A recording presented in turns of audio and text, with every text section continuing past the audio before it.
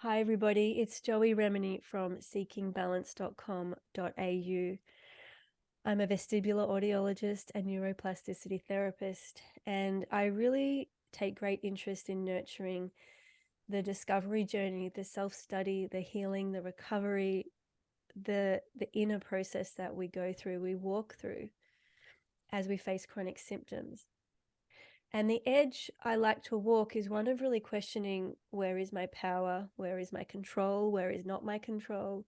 What can I do about this? And a lot of the outer world is probably telling us, change this, fix that, buy this, buy that, study this, study that. There's a lot of noise out there. And it brings me home to my sense of clarity, to myself, to my center, to be with my body and my felt sense. That feels like where I get the most truth. And in my Rocksteady community, that's where my clients are finding their healing. Their bodies are teaching them what they need, who they are, who they're not, what they don't need.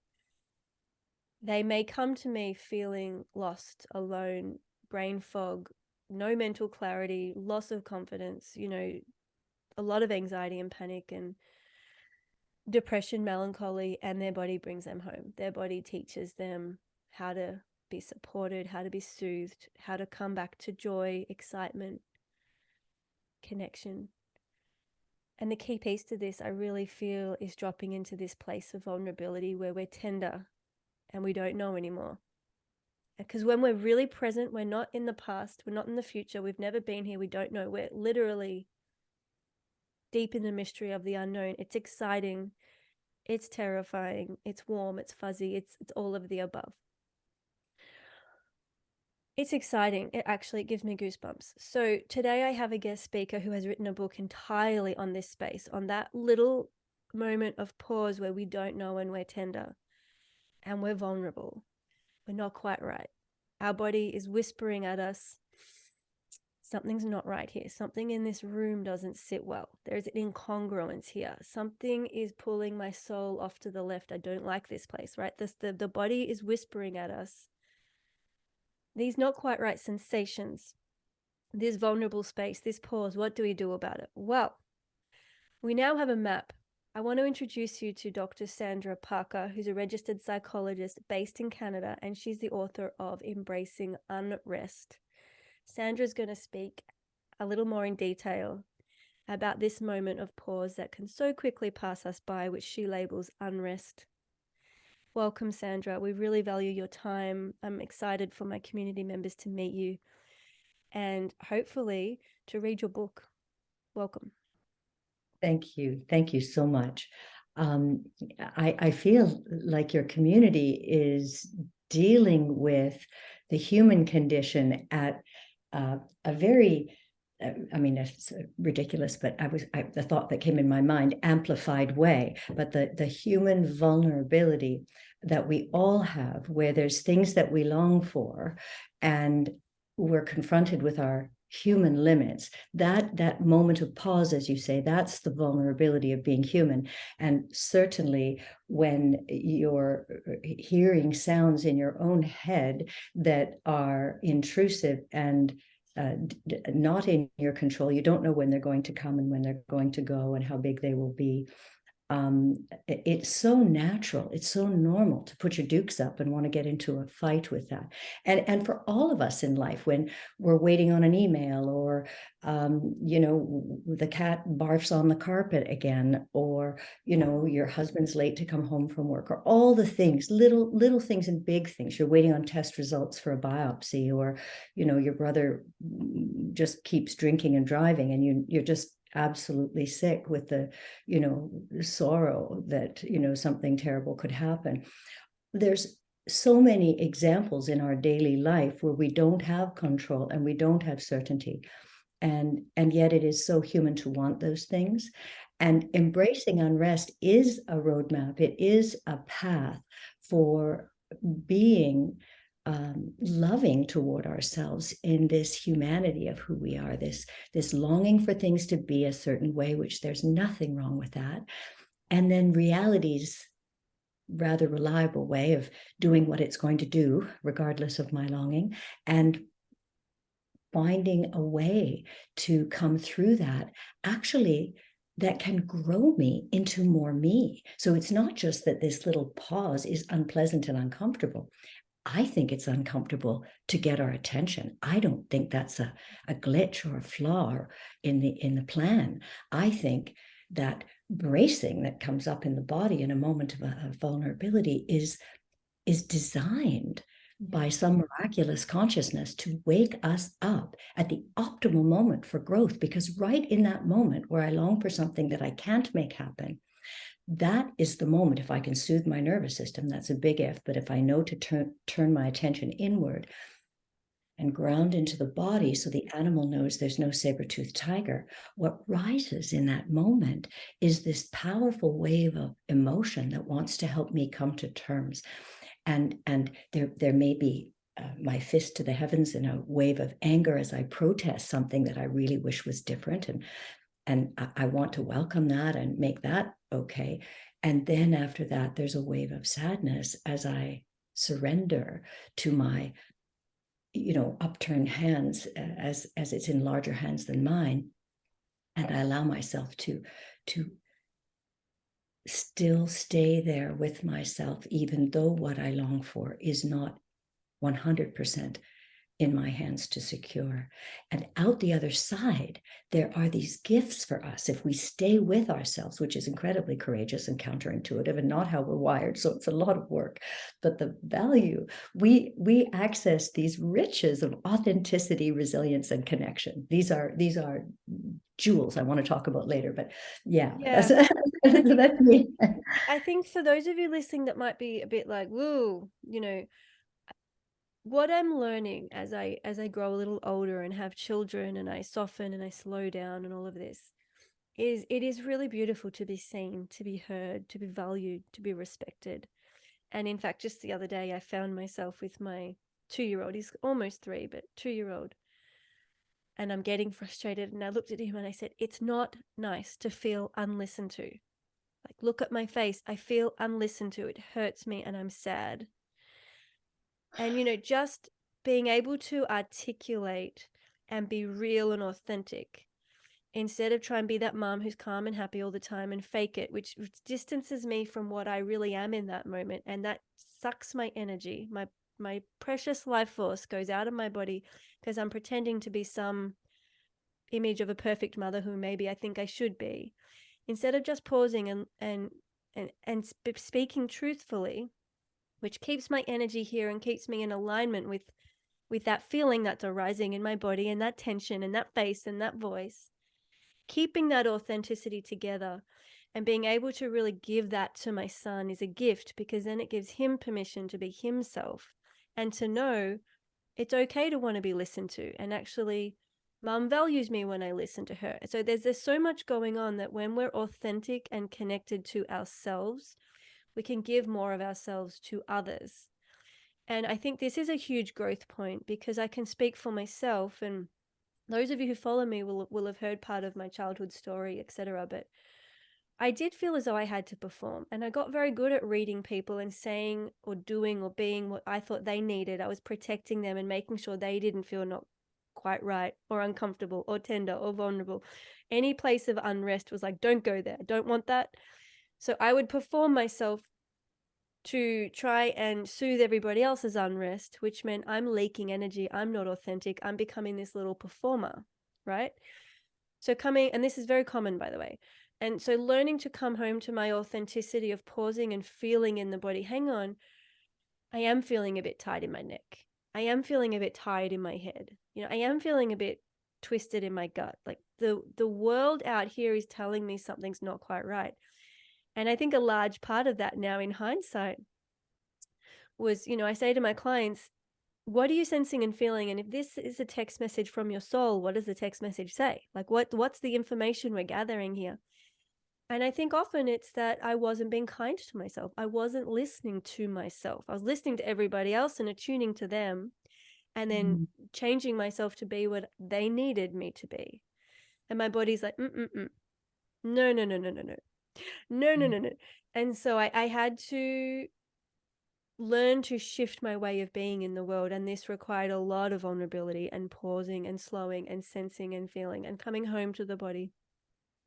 And then, of course, as we learn to be kind and be present with whatever's arising, whether it's muscle tension or the flutters or tinnitus sounds or dizzy feelings, any form of sensory mismatch and conflict, as we learn to be kind, gentle, supportive, nurturing, interested, curiosity, they're great words that come through actually in Sandra's book.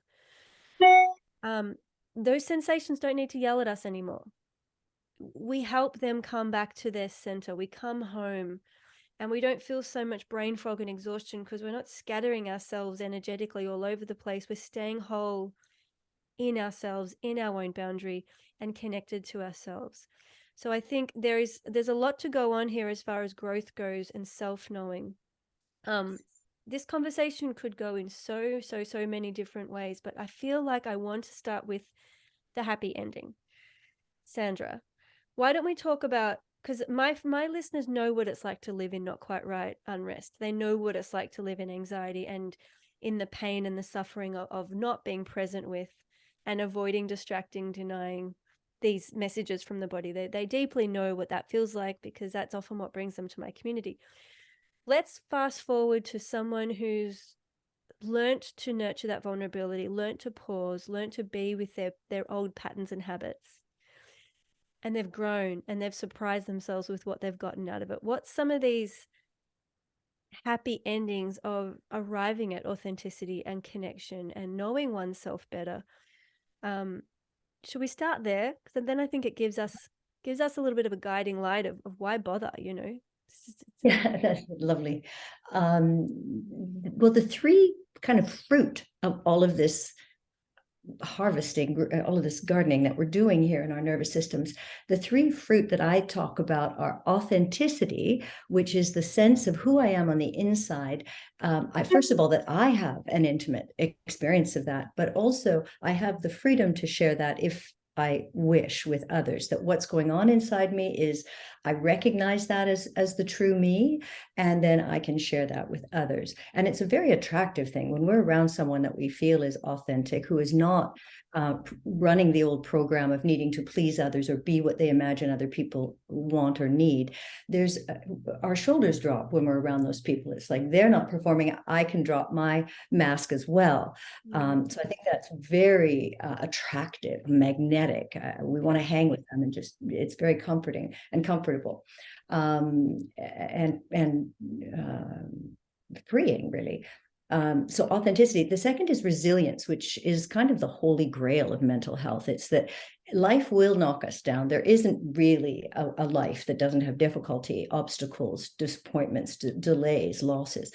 So what we want is to be able to face those in some way that allows us to get back up with at least as much as we had before we were knocked down. And if we do this in a way that stays loving and connected to ourselves, we actually expand into more of who we're meant to be. It's that paradox that, you know, if we navigate the difficulties of life well, we become more of who we are meant to be, which is not to say that we need those difficulties. I never like that thing of, oh, you couldn't become who you are if you hadn't been abused as a child. I don't buy into that. I think being loved is the best path for everything. But if we have faced difficulties, when we have faced difficulties, if we can stay close to what it feels like in the vulnerability of that, in the ways it wasn't what I wanted and I didn't have control, and yet somehow I can love myself there, it's radical.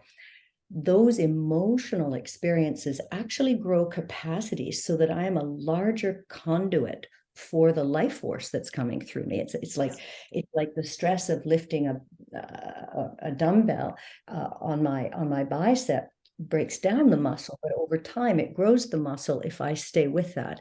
So resilience is a capacity really that we continue to grow through the lifespan, and that ability to bounce back from difficulty, and through these experiences have faith that we can grow through difficulty, so that rather than it being a threat, it's more like a challenge, something to test me. And the third fruit, if you will, is connection, that there's something about loving myself as a person who has limits that connects me to others. Like I'm a bozo on the bus like everybody else. I'm not different. I fall down and then I get up and it feels like this, and I'm not different from you. We share this, and it melts that fantasy barrier that we have, that there's a me and a you and we're so different.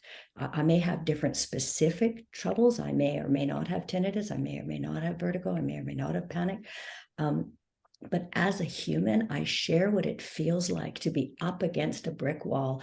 I've been banging my head against it. I've got a migraine and a bruise on my forehead, and it's the wall's not budging. And now what? Now how will I be with myself? Will I love myself even here? And the sense of common humanity, in that when somebody else, then we can witness that in other people. We don't have to run to chase and fix them or rescue them. We can actually be with it and have that deep embodied felt sense of understanding that, yeah, and you're strong enough to get through that. So beautiful. So we can be that present other, which again feeds that connection, because we're not avoiding, distracting, denying other people's vulnerability or unrest either. Absolutely. We're not that urgency to fix it, right? That it comes from something that seems loving and helpful, but it's really, I need to put you out of my misery. I can't stand it anymore. Yeah, it's intrusive. There's an invasive and intrusiveness about it when we interfere with other people's work, their inner space. So what I love about that, and that was really a beautiful summary actually, that we're building our authenticity, our resilience and connection. And I've shared this story, it just came to me as you were talking, of going through just a deep dark dive into self-hatred. And reality was, it had always been there, because I had a middle class upbringing, in a good postcode, and on paper my childhood really was beautiful. But both of my parents had so much trauma that there wasn't that warmth in my household, and there wasn't that cuddliness, and I was left to myself to sort out life, more or less, at an emotional level. So I was very confused emotionally, and um, you know, just as so many other people, I internalized a lot of shame that I'm wrong. Not that mum and dad aren't available or they're doing their best, but actually, no, I'm just wrong because I'm crying and no one's coming to cuddle me. So that shame silently lived in my brain. And as I was approaching the age of 30, I remember a deep, dark melancholy, feeling quite suicidal, and meeting this self-hatred. And people might think, ooh, I don't want to go there, but it expanded me, because what happened was I stayed with it. I felt into it. I embodied it. I think I just collapsed on the floor. I was with it. I really meant it. But what happened was, when I went to this deep place of self-hatred in myself, the equal and opposite force arose within me, that was deep, deep, deep, radical self-love. And they spoke to each other. And so if you think about it, if I'm not feeling those things, I'm just sort of living a life like this, and it just doesn't quite feel right, but I just push on and I buy clothes, or I drink alcohol, or I do this or I do that, and I'm like this. But if I just drop and go, whoa, part of me really hates myself, that's intense. I'm going to get curious about that. I'm going to feel through that. And then this other voice sort of comes up and was like, oh, darling, I'm so here for you. And like, that's big. I'm going to hold this with you. I'm now expanding into both the deep hatred and fear state as well as the love state. And I'm expanding into more of me. And therefore, if any of my clients or friends come up with this deep hatred piece, I can be beside them too, because I'm like, yeah, it sucks, doesn't it? I get it. So that's that connection piece, that resilience piece. I'm not afraid of that anymore, because I've met it. I've been there. We've felt it. My body's okay with it. So I don't know if that's a bit of a lived example of the expansion. And there's nothing wrong with the intensity. And that's what you really cover in the book, the fluctuation of human aliveness, that we don't Yes. need to be flatlined or predictable or same every day. Actually having an emotional flux and fluidity, which is often how my clients describe their symptoms too. There's a fluctuation and fluidity to it. Being able to experience that aliveness changing builds our resilience, and gives us the variety and diversity of being human, which is really, really to be celebrated rather than quieted or avoided. And in a practical way, in that journey to love the ups and the downs of it all, whether it's the intensity of the sound in your head or any other shift or flow. Like people think, oh, I want to be happy and I want to stay happy and I don't want to not be happy. So, there's all sorts of things that we want to be flatline and the same. And I want to welcome the part of us that rises up a bit, like I suppose the space that you're making for the self-hatred, but the sense in me that, I really want to hold on to this precious happy moment and I never want it to end. And of course, as that moment I say that, it's already slipping out of my fingertips. And the very opposite is true, that in the moments where things are miserable and painful and uncertain, and I hate it, and I just want this to end, and I want this over with, and I want to be in a different place, right? In fact, that actually is already happening, whether or not I notice it or acknowledge it, because everything, we're all vibration, we're all frequency, we are energy in frequency in these bodies. So what goes up comes down, and what goes down comes up. The worst will become the best, and the best will become the worst. But I want to send love out to every person who's listening right now, to the part of them that wants to hold on to the good and wants to push away from the bad. And just, I want that they love that in them too. That is beautiful too. That's not wrong, that I want the goodies and that I don't want the baddies. And I'm using those words in a silly way, because there is no good and bad. It all just is. I just like it or not. But it's all life, if you want to say that. It's all reality. And my capacity to make space for all of that is the thing that will allow me to have the largest experience of who I'm most deeply meant to be in this life. I think you use these words, Joey, but my relationship to myself in this up and down of being a living, sentient being in physical form. Yeah. And also just getting out of the story of how we think it should be, or the whole narrative, is often really important. Yes. And you might think, well, what do I do? And it can be like, well, it's similar to turning the shower on and stepping under the shower. Just let the water wash over you. Let the experience wash over. So how are we sensing it in the body? How are we feeling it? And often a sense of relief comes when we come home to the body, maybe not immediately, but once we're truly willing, curious, warm, nurturing, showing that sense of care and interest in ourselves, the body can relax. So I want to jump in if I could. Yeah, just right there, because when you speak about sort of the story that's going on, I think that that's really important. The reason I came up with the term unrest is I want that there's a friendly, neutral word to describe this spike of nervous system activation that's heralding the precise moment that you're confronted with a limit to what you want. If it's a quiet sound, or if it's a feeling in your body, or it's that your kids get along later today, whatever this longing is, in that moment that you're confronted with your limits, that bracing in your body is your friend. It is a precious, precious alarm trying to wake you up right now, right now. It's saying right now, you could tune in and feel this humanness of you, your longing and limits. And the two steps of that, the first is to recognize this arousal in the body and soothe it with attention, which is very specific what you're talking about, this idea that the body is very grateful when we consciously pay attention in the moment to what it feels like. And then once we do that, the gratitude in the body is that there is this shift. I often say just 20%. It's not, we don't become melty, relaxed, but it takes the edge off that bracing, just enough to say that my loving message that I'm right here with you, animal. Animal says back to me, thank you. And now I do the next step, which is I'm going to now open to this feeling of what it feels like. And those are emotions. Unrest isn't an emotion, it's a signal. Emotion is this incredible stuff. There's sort of 6 core emotions, according to the emotion researchers, but a couple of big ones for coming to terms. The first one is anger. It's the protest that things aren't the way I want. And the second, the fist opens into upward palms and I surrender, and that sadness. If I can do the mad to sad, which a lot of parents are trained to help their kids do, but we need to be able to go mad to sad. Then out the other side is that those fruit that we were talking about earlier, the authenticity, the resilience, and the connection, the creativity of our life is out the other side of that.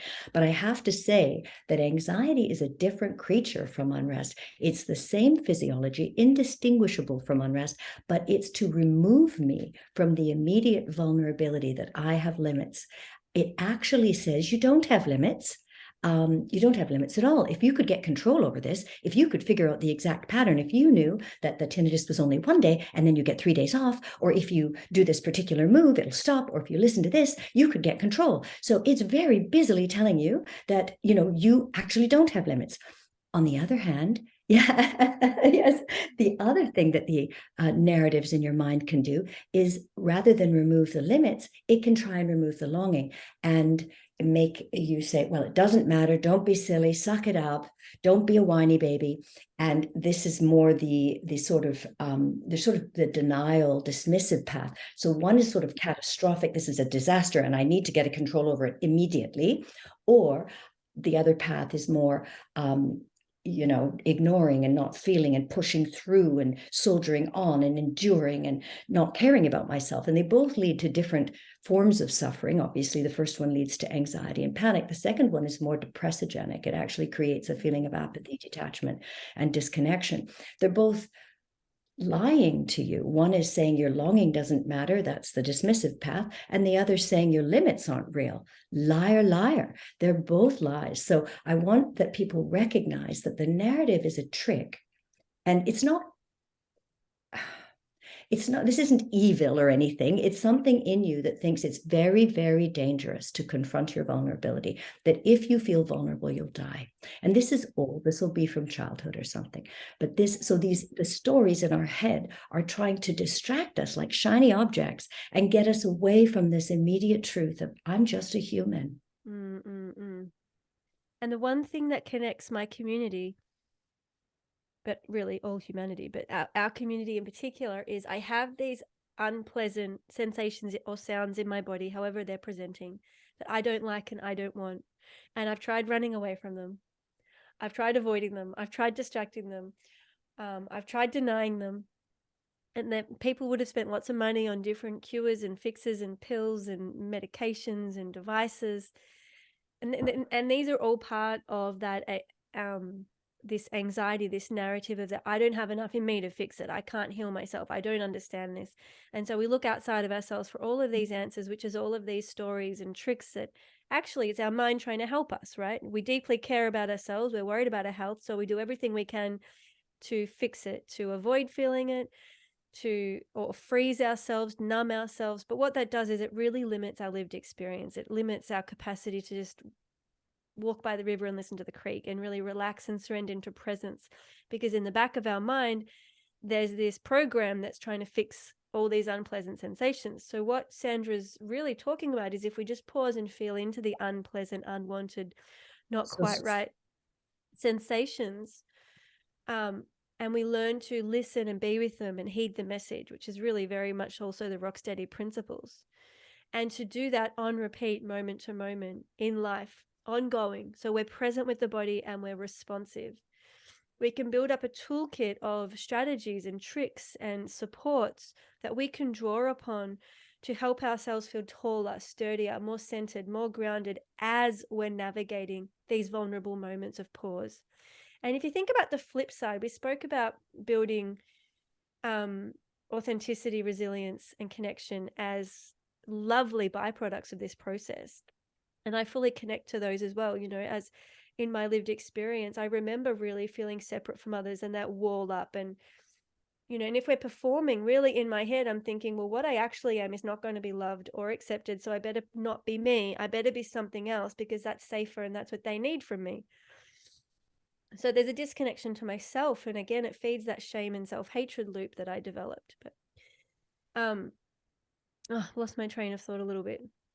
Oh yeah, so we've got kind of the light at the end of the tunnel of moving towards authenticity, resilience, connection. If we keep on ignoring, avoiding, distracting, the fight, flight, freeze, and repeating these anxiety loops, these strategies that are really not helping, with time, what it means is we can end up in a career we don't like because we're not listening to the whispers of the body. We can end up in a relationship that's not nurturing us because we're not listening to the whispers of the body. We can end up with unfulfilled relationships with our children. We haven't been able to sit down and enjoy playing with them in the sandpit because we're too busy worrying about this inner war going on inside of ourselves. We can't be present with our children authentically. So we miss those precious moments. We could miss connecting to our hobbies because we don't have the courage to and resilience to move through what it might be to be a beginner and try the kayaking or float down the river, or so there's a lot of moments lost in our aliveness when we force ourselves to live in these flatlining boxes, trying to have lots of control.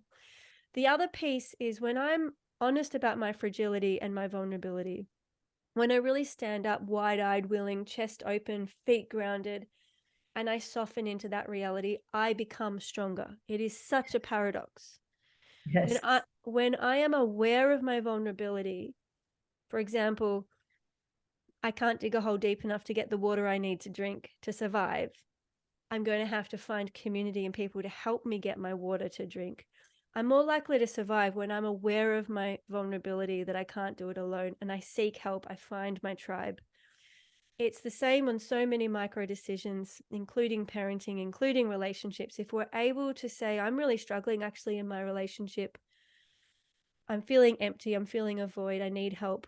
And we might read a book, we might get help, we might open up a difficult conversation with our partner, we might go somewhere and grow with that vulnerability instead of pushing it aside and just keeping the void there, right? So I just wanted to paint that contrasting picture. It's so interesting. You mentioned earlier with your son and that beautiful interaction where you show up authentically and really transmit a message that being angry or sad is fine. Mom is doing it. There's no problem. She's not out of control. She's not overwhelmed. She's not spinning in a vortex. She's well regulated, and she's got a furrowed brow, and her tone and her body language matches the content of what she's saying. And what I think about that is that little monkey with his mirror neurons was picking up what you were feeling anyway. So rather than crazy make him with this sainted mother performance of, yes, dear, yes, well, could you please speak to me a little nicer, right? He's got a real mom who shows up, and he doesn't feel crazy. He picks up that she's annoyed because his mirror neurons are doing that. And I think that's so beautiful as part of this whole connection piece, that, again, back to being well regulated. I need to say that because emotion that isn't well regulated is not healing. I need to say that if I have high neglected unrest and I start to really buzz and I haven't noticed it, as the feeling of my, say, anger about something or sadness about something rises, those two forces, the unrest, which is not an emotion, it's a signal, it's like a spike, it just goes straight up and straight down. And it's saying, wake up, notice, pay attention. That spike rises and the wave of feeling hits it, and it's as though it hits a dam. And think about when water hits a dam, there's a flood, and we feel flooded, and we are flooded. Our nervous system is flooded, and so it's not a clean wave of feeling that rises and falls and takes me to a new place. And notice the difference. Emotion rises and falls, and I'm in a new place. Unrest just goes up and down. It's just a signal. It's beep, beep, beep, beep, pay attention. But emotion is the gold. It's the thing that will carry me and transport me to a new shore of myself, where I'm going to access these resources in me to make me a better mom, a better parent, a better human on the planet, contributing to everything, helping support the world. That this regulation of the nervous system, this tuning in to bring it down. Unrest isn't the most important thing, the emotion is. But if you miss the unrest, there's this risk of overwhelm. Yeah, and I think it's important to say it's easy to miss the unrest. These little spikes can happen. Like I Yes. started noticing, I'd be like, why isn't the vacuuming done? I want to vacuum the house once a week. Why, I asked you to help me with that. Why isn't it being done? And this is like really just my mum's voice in my head. And I had to pause and be like, why does it even matter if the house is vacuumed? Like, really? I mean, now I'm in a place where we have the sandpit in the bedroom and the garden mulch in the kitchen. Like, it's just the kids just drag everything in, and it is what it is. But there's that moment of going, I'm uncomfortable the vacuuming isn't done because that's something I think I can control. And if you vacuum, it makes me feel supported as though you're helping me and we're sharing the load. And there's this whole like tit for tat thing going. There's a whole backlog story. But if I can connect with the vulnerable feeling, um, and have those conversations and sit with the discomfort and go, does the vacuuming really matter? And is that worth fighting about or bickering about? The love can flow in a bit and clarity can come. And what I'm saying is these are very short moments of pause where we can catch ourselves in these habitual patterns, which can feed kind of bickering and, narkiness, or they can start really subtle. But then, of course, they can explode into bigger things if we keep ignoring them. Well, I think that's a beautiful, I love concrete examples like that, because what I would want to do is say, look, your longing for your home to be vacuumed is as beautiful as your love for your family and your appreciation of the messy mixture of two young ones and life and gardens and sand, and that they're both fabulous. And I wouldn't want you to have to say, I'm not saying you did, but to have to say it doesn't matter, that the vacuuming doesn't matter. What I would want is that you are so worthy of your love in the moment of, I really want this place pristine, whether or not your mother was, a Nazi with that stuff, but just, I want this place pristine, that you could love her that. But if you stay there, the reality is you have two munchkins under the age of like 3 or 4. This is impossible. This cannot happen. This is fantasy, crazy. So now what do we do, right? If we leave into the narrative of the support looks like this, and my marriage isn't good enough, or that, my kids are monsters, we can tell, or, I'm not a good enough mother if I can't get this together, whatever. If we block those stories, because that's what I want to block the story, what am I left with? I'm left after the initial, I really, really, really, really, really want perfectly clean floors, and that, my darling, cannot happen. Now what? Now I need a wee cry because I really wanted those floors to be nice. But then the miracle after the sadness, and you got to give yourself time for this, and we rarely give ourselves time, but if we give ourselves time to come out the other side of that wave of sadness, the surrender, that clean floors are not in my future for perhaps a decade, that out the other end of that, there's this very natural expansion where I don't need to deny how much I wanted it, but since it can't happen, here I am with this greater complexity, this love for this messy, beautiful, delicious family.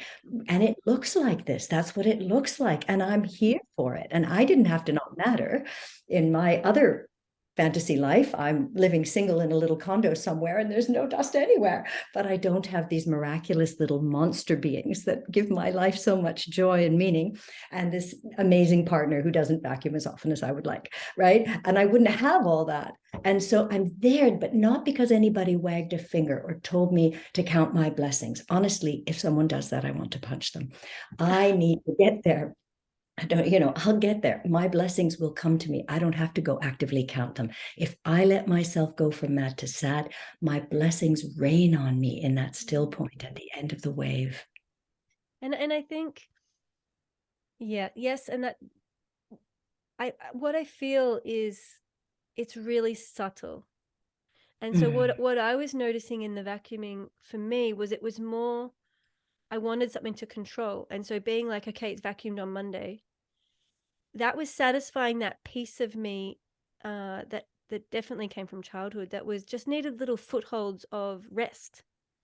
Well, that's going to be a certainty, right? And it's like, and so what I noticed in this kind of unraveling was I had to get better at groundlessness of not knowing when things are happening and letting it be as it is, and enjoying the fresh bed sheets, or just enjoying the fact we have poo stains and vomit on the bed sheets, and that's okay too, and learning to be okay with what's arising and what I'm sensing and feeling,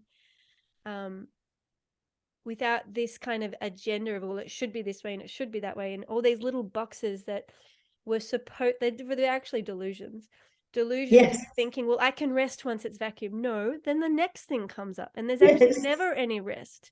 So the only way to get that nervous system to really drop in and exhale and sigh and rest was to be able to do yoga on a dirty floor, just to let it go, and to be in the groundlessness and the messiness of day-to-day life. And yes. of course, eventually, when I'm ready, to see the beauty in that. Mhm. um and so it was just, it seems silly, and this is why I sort of brought that example up, because it can, the spikes of unrest and that discomfort, and I hear this actually in my clients. They'll say, I'm noticing I just feel hurried and rushed and urgent all the time. And I'm like, yeah, it's quite common. So how do we bring in that sense of center and calm and slowness and pause? Well, I think it starts with actually noticing in the beginning, we're pausing and slowing down into an uncomfortable place, and we're staying there, So and we're true. being kind, and we're being curious instead of pushing past it, because we can. These spikes of unrest are so subtle and quick that we can push on, push on, push on. But to just stay with the, what we call, the not quite rights and the whispers of the body, and to be with it, that's when the body can possibly actually go, oh, she's listening. Okay. Yeah. Yes, Here we are. We're both on the same page finally. Great. And we can do that more often, and we build that muscle. And I want to say, what started off just being this awful, uncomfortable vulnerability that I hated. I remember at one point saying to my midwife, not one part of me likes feeling this. I just feel so unraveled. I feel like I don't know what's up and down. My compass has been thrown out the window. Life is upside down. Um, I don't know who or what I can trust anymore. And it went from this deep discomfort and just not wanting to be there, but staying with it because I had all the skills and tools and I was really good at that and willing. It then did shift into a tender, beautiful, a genuine, tender, beautiful curiosity of being fascinated by the groundlessness space and starting to realize, well, actually, that controlling agenda of just going from one task to the next and really doing life in an illusion of control, it's lost its luster for me. It's actually really more authentic, fulfilling, and satisfying to deeply investigate this mystery and this not knowing and this raw groundlessness that does mm, give me goosebumps. I'm touched, I'm moved, I'm actually a feeling sentient being. I'm not yes, frozen or flighting, fleeing, fighting, right?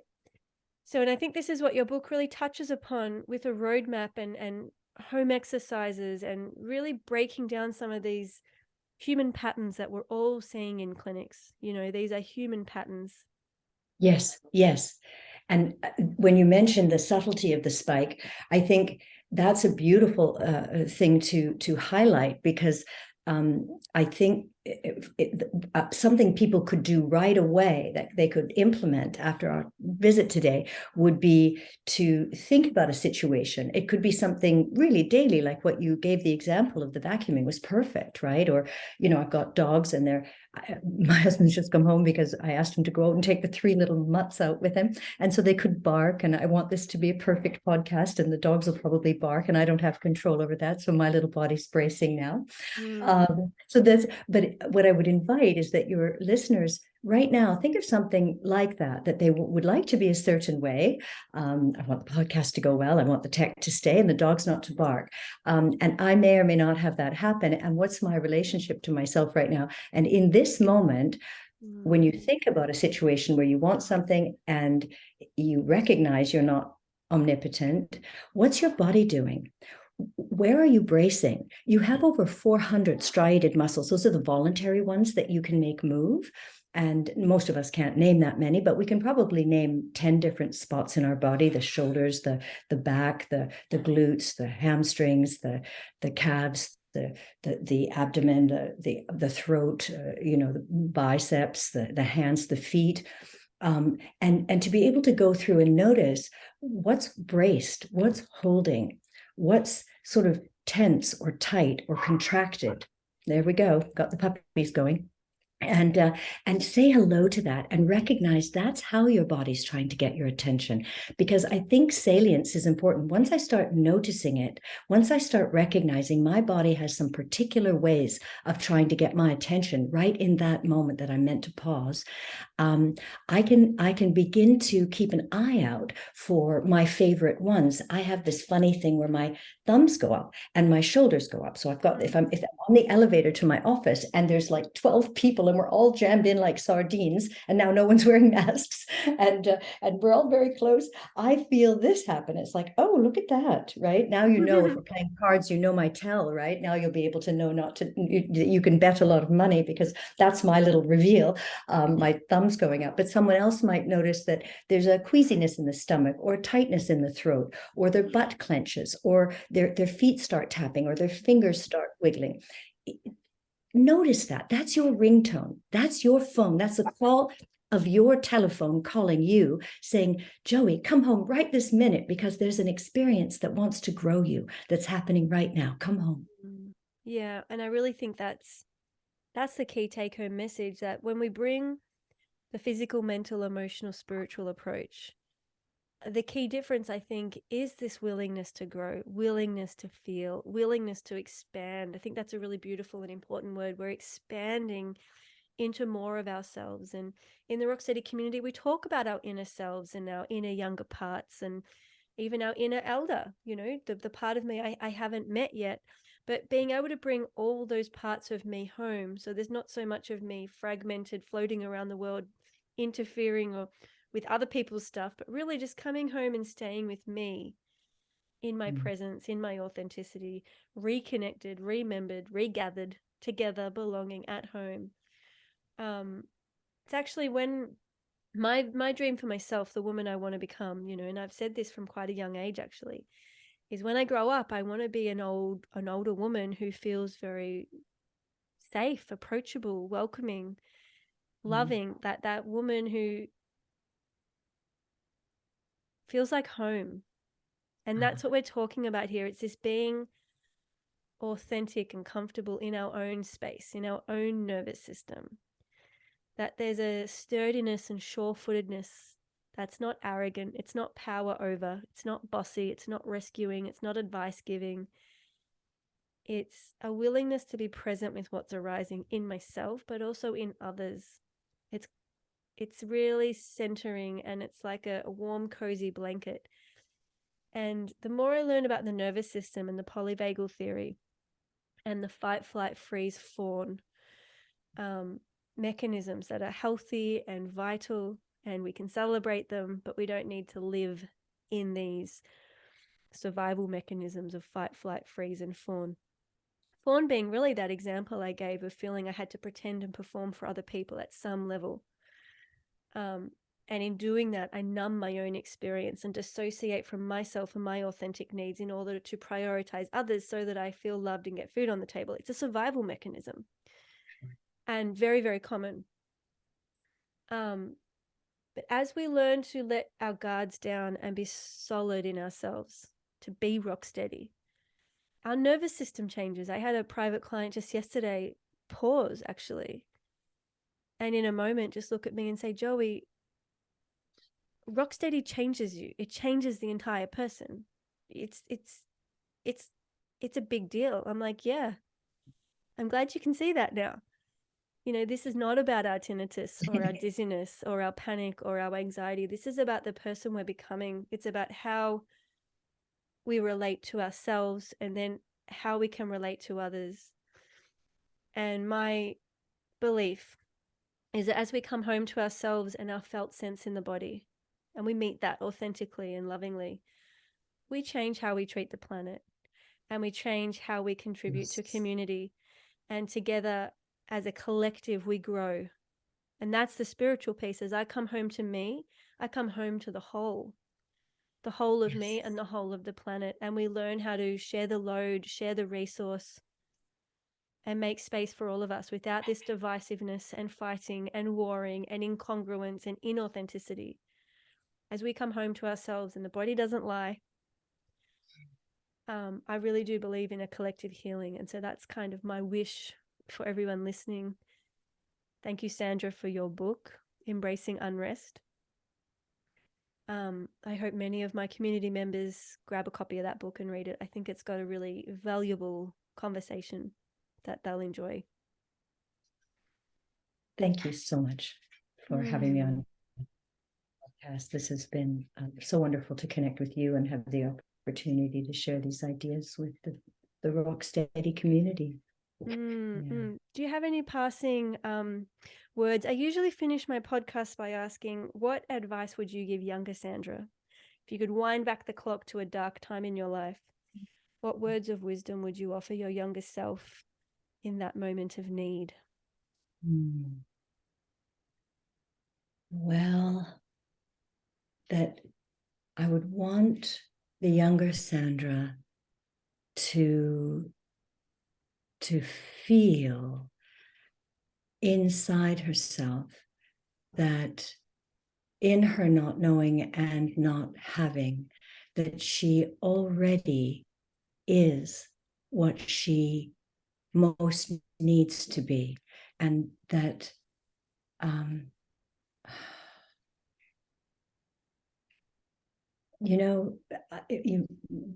that way that you talked earlier about orienting outward. Of course, I have antennae that are very highly tuned. I've been a psychologist for a long time, but I think I was born tracking others.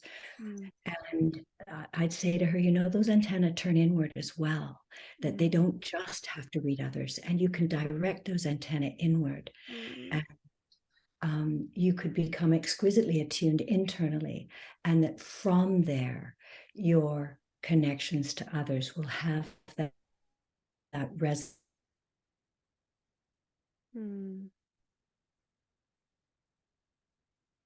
You've been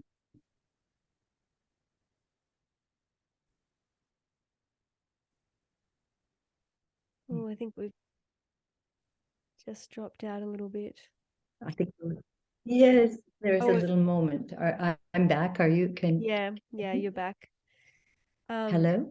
Yeah, I think you were just saying you were turning your antennas inwards and having a moment of resonance with yourself or something along those lines. Yes, and that's the foundation for a true connection with others that I tried to get from orienting outward. And I do, when I think about that, I do want to say to people, our ears and eyes are oriented outward. And it's such a radical act to say, I'm going to turn inward first and use that as the foundation for reaching outward after. Because our eyeballs don't swivel inward, do they? Right? They only look out. And so shiny objects are quite attractive. And to realize that and that's why I like to visualize antennae that have this sort of 360 ability, and that I can actually turn them toward me with warm interest and non-judgment and attune first inward. That's the foundation for then, as you say, community and the planet. What we're meant to do is connect with others. But if I do that without being connected to me, there's no ground. There's no ground. I'm not starting from the place where my gifts can be contributed to the whole. Yeah. And I think if I, on the back of this conversation, were to give little Joey, some guidance, I think I would say, your body is making these sensations right now so you can feel them, and it's safe to pause and feel these. Feeling them is your aliveness. Even the icky ones, like the being afraid, or the feeling judged, or the feeling rejected, or feeling not enough. It's okay to feel all of those, and it doesn't make it true. That it's safe to feel them. I'm here with you.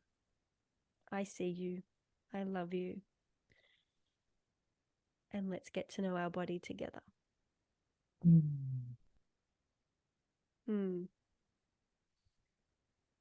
Embracing Unrest, everybody. That's the title of Dr. Sandra Parker's book. I'm Joey Remenyi from seekingbalance.com.au. Visit my website to learn more about my offerings and how I support people in the world with my Rocksteady community and program. And Sandra, would you like to just verbally let us know the best places to connect with you online? Your website Yes, or, yep. My website is drsandraparker.com. So just dr without a period, sandraparker.com. And on Instagram, Facebook, it's just Dr. Sandra Parker. Beautiful. Yeah. Thank you. Thank you so much. It's such a blessing if we can find therapists, mentors, coaches, or friends who can be that empathic witness, non-judgmental, grounded in the body, securely attached, and listening with presence. And my prayer for everybody, not that I'm religious, by the way, but my prayer for everybody would be that you find that person or those people throughout your life who can help mirror you, be present, be in your body with you together, and you can have a deep exhale of belonging and connection. Thank you, Sandra. That's so beautiful. Thank you for the work you Thank do. you. It's clearly moved a lot of people, and I really enjoyed reading your book, so thank you. Thank you. Bye for now.